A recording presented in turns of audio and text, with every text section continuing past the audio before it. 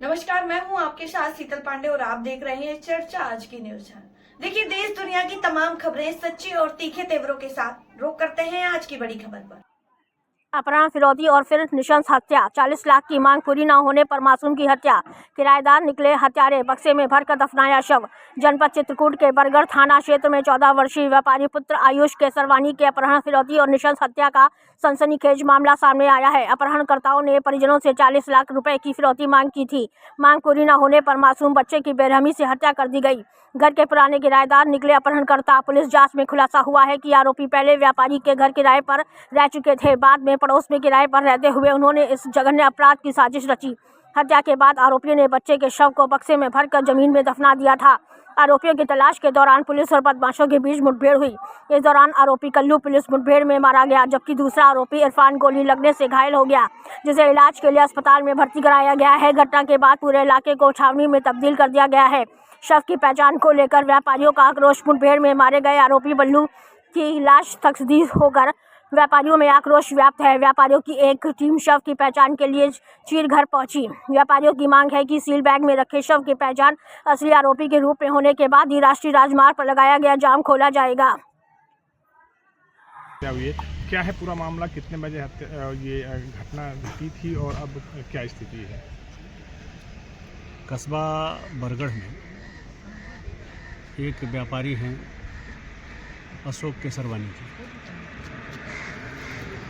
कल रात में 8:30 बजे के आसपास और फिर उसके 7-8 मिनट 10 मिनट बाद उनके फ़ोन पर एक फ़ोन आता है कि तुम्हारा बेटा कहाँ है। पहली बार में उन्होंने कहा किसका बेटा, तो उन्होंने कहा तेरा बेटा, और कह के काट दिया। दोबारा जब फ़ोन किया तो कहा तेरा बेटा मेरे पास है, चाहते हो तो 40 लाख रुपए लेके आओ। उन्होंने पूछा कहाँ, तो उन्होंने कहा मऊ घाटी, और उससे फ़ोन काट दिया। ये भी कहा कि 1 घंटे का समय। इसके बाद उन्होंने तत्काल पुलिस को सूचना दी और 1 घंटे के भीतर पूरे जनपद का फोर्स, सर्विलांस, एसओजी, स्वाट तथा बाघा की एसओजी, प्रयागराज से एसटीएफ की टीम, सभी लोग यहाँ आए और इलेक्ट्रॉनिक सर्विलांस से हमारी संदेह की सुई जिधर जा रही थी,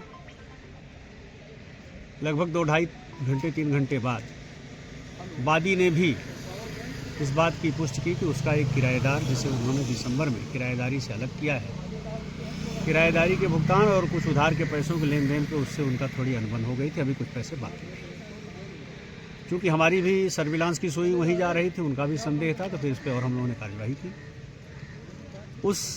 उनके पुराने किराएदार ने अपने एक और अपराधी साथी, जिसके पूर्व में भी हत्या में शामिल होने का जुर्म है, के साथ मिल करके इनके बेटे को अगवा किया, गले में रस्सी का फंदा कस करके मार दिया और वहीं घर के पास ही एक गड्ढे में उसे दफन कर दिया।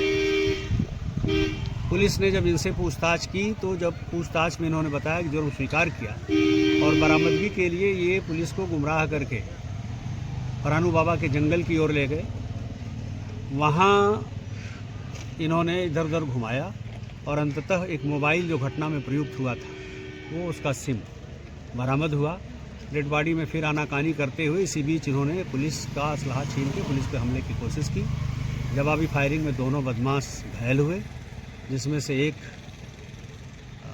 मौत को प्राप्त हो गया, दूसरे का उपचार डॉक्टरों ने रिफ़र कर दिया हायर सेंटर प्रयागराज में चल रहा है। सर, जिसकी मौत हुई उसका क्या नाम है? आयुष नाम का बच्चा है, 13 साल का बच्चा है और कक्षा 7 में पढ़ता है। सबसे बड़ी बात तो ये है कि चूँकि ये उनके यहाँ किराएदार था, इस नाते बच्चा बड़ा फेमिलियर था, इनके साथ उठना बैठना सब था। किराएदारी से हटने के बाद भी जो सामान्य इंसानियत के रिश्ते होते हैं वो थे। एक वीडियो तो लोगों ने मुझे दिखाया कि बच्चा 5:50 तक सीसीटीवी में चौराहे पे देखा गया है। उससे पहले जो इनकाउंटर में ढेर हुआ है, ये बदमाश उसे बाइक सिखा रहा है और इस तरह से वहीं से अपने घर में वहाँ अंदर ले जा करके और हत्या करके डेड बॉडी को ठिकाने लगाने का प्रयास वहीं उसके टॉयलेट के पास किया गया। तो ये बड़ा जघन्य कृत्य है। सर जो मुठभेड़ में घायल हुआ है, जिसकी मौत हुई, क्या नाम है उनका सर? जिनकी मौत हुई है वो उसका नाम है कल्लू, और जो घायल हुआ है उसका नाम है इमरान। सर क्या दोनों भाई हैं क्या? नहीं, भाई नहीं हैं। इमरान मालिक है और कल्लू उसका नौकर है। दोनों प्रयागराज के रहने वाले हैं। यहाँ इमरान जो है वो इमरान नाम शायद भूल गया, इरफान, वो बक्सा ट्रंक बनाने का काम करता है, ये उसके यहाँ लेबर है। सर उसके बावजूद 3 से 4 घंटे तक परिजन जाम लगाए रहे हैं, क्या मांगे थी और किस तरह का आश्वासन आपके देने के बाद? देखिए, जिसके साथ इस तरह का हादसा हो जाता है तो थोड़ा सा उसका आक्रोशित होना स्वाभाविक है। और कभी कभी ये होता है कि जो बहुत पीड़ित व्यक्ति है वो तो है ही, उसके साथ तमाम लोग और भी जुड़ जाते हैं। और ऐसे में हमारे पुलिस और प्रशासन की जिम्मेदारी है कि हम पूरी तरह से